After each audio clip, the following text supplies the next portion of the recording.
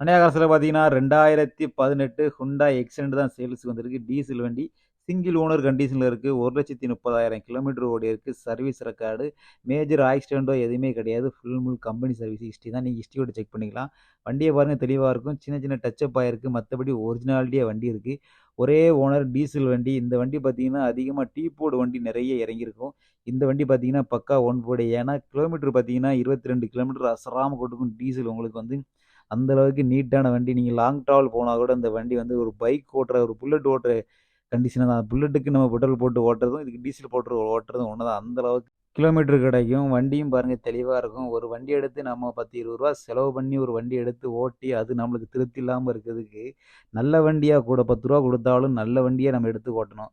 ஏன்னா கொடுக்குற காசு என்றைக்குமே பார்த்தீங்கன்னா வேஸ்ட்டாக போயிடக்கூடாது. எல்லாருமே சம்பாதிக்கிறது பார்த்தீங்கன்னா கஷ்டப்பட்டு சம்பாதிக்கிறோம். அந்த காசு வேஸ்ட்டாக போயிடக்கூடாது. நல்ல வண்டி எடுத்த ஃபீல்டில் போயிடணும்.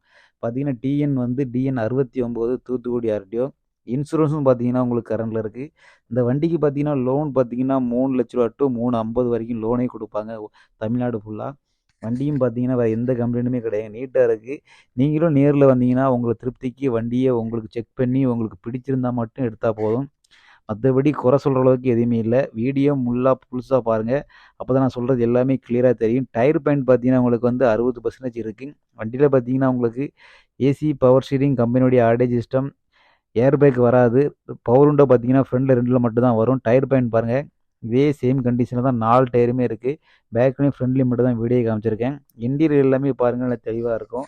நீட்டாகவே இருக்கும் பாருங்கள். ஏசி வந்துடும், கம்பெனியுடைய ஆடேஜ் சிஸ்டம் வந்துடும். சீட் கவர் எல்லாமே அடிச்சிருக்காங்க.